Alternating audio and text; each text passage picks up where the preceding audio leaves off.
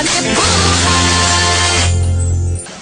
Pagdating naman sa mga negosyong may kinalaman sa teknolohiya, hindi rin nagpapakuli ang mga Pinoy. Tulad ng mga cellphone reloading station na talaga namang connect na connect sa kanilang mga suki. Sa panahon ngayon, isa na nga sa pangunahing pangangailangan natin ang cellphone. Kaya dapat lagi itong may load. At dito nakasilip ng pagkakataon ang iba nating mga kababayan para kumita. Ang V-Mobile, nakaisip ng paraan kung paanong sa pamamagitan lang ng isang telepono at isang SIM card, maaari nang makapagbenta ng load ng kahit anong network.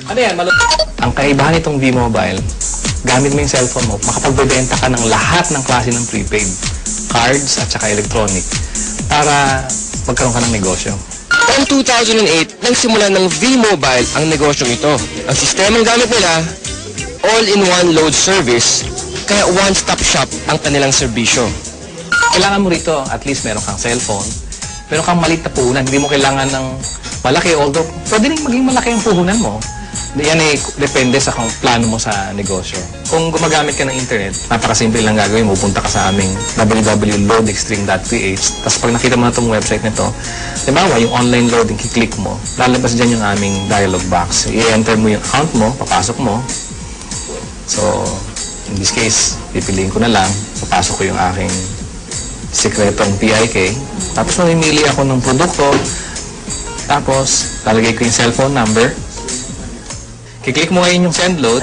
Pag okay natin, yun na. Pero paano ka nga ba kikita sa negosyong ito? Halimbawa, may magpapaload sa iyo ng 100 pesos. Ang mababawas sa load wallet mo ay 90 pesos lang. Ibig sabihin, may 10 piso kang kita sa bawat 100 na i-reload mo sa iyong customer. Kung kumikita ka ng 100 pesos kada araw sa pagre-reload, sa loob ng isang buwan, may kita kang 3,000 piso.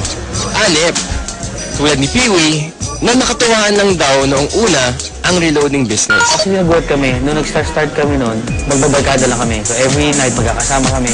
Nakakatuwa. Nung 5 na kami nagsimula, 5 members na kami. Kapatid ko, mga barkada ko. Tapos may nagulat ako, yung 5 tao nagsimula niya. Ngayon, ano na kami? Almost 100,000. So actually, nag-vlog pa siya ng 100,000 members.